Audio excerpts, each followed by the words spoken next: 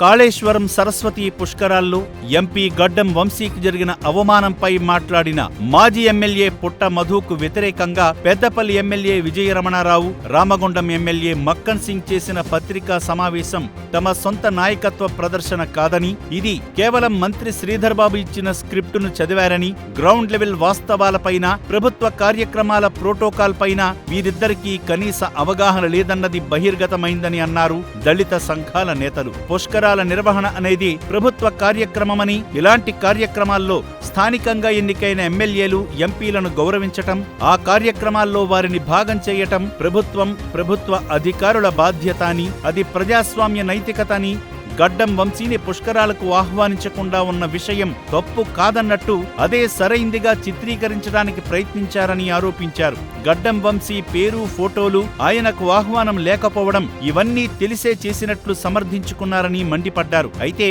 ఈ పత్రికా సమావేశం తరువాత ప్రజల్లో, ఇతర వర్గాల నాయకుల్లో భిన్నమైన ప్రశ్నలు మొదలయ్యాయి. ఇకపై పెద్దపల్లి, రామగుండం ప్రభుత్వ కార్యక్రమాల్లో రాజ్ ఠాకూర్ మరియు విజయరమణారావు ఫోటోలు పెట్టకూడదని ఎమ్మెల్యేలు, అధికారులు ఆదేశాలు ఇవ్వగలరా? పుష్కరాలు జిల్లాకు సంబంధించిన కార్యక్రమమైతే ఒక జిల్లా కార్యక్రమంలో వరంగల్ ఎంపీ ఫోటోలు పెట్టడం సరైందా? అలా అయితే ఎమ్మెల్యేలు మాట్లాడిన అదే లాజిక్ ప్రకారం పెద్దపల్లి ఎంపీ, స్థానిక ఎమ్మెల్యేల ఫోటోలు లేకుండా కార్యక్రమాలు జరగడాన్ని ఎమ్మెల్యేలు ఒప్పుకుంటారా? అలా అయితే ఆ విషయాన్ని ఎమ్మెల్యేలు ప్రజల ముందే స్పష్టంగా చెప్పాలని డిమాండ్ చేశారు. తాము ఇకపై ప్రభుత్వ కార్యక్రమాల్లో భాగం కావాల్సిన అవసరం లేదని, పేర్లు, ఫోటోలు తొలగించండని, కేవలం ఇది ఓ తప్పును ఒప్పుకునే సమయంలో దాన్ని తప్పు కాదనే మలుపు తిప్పి తప్పునే న్యాయమని చూపడంలో ఎమ్మెల్యేలు అవమానకరంగా ప్రవర్తించారని అర్థమవుతుందని అన్నారు. ఎమ్మెల్యేలు ప్రవర్తించిన తీరు కేవలం రాజకీయ అపరిపక్వత కాదని, అది ప్రజా తీర్పుతో వచ్చిన పదవికి అవమానంగా గుర్తుండిపోతుందని, ప్రజల తరపున నిలబడాల్సిన నాయకులు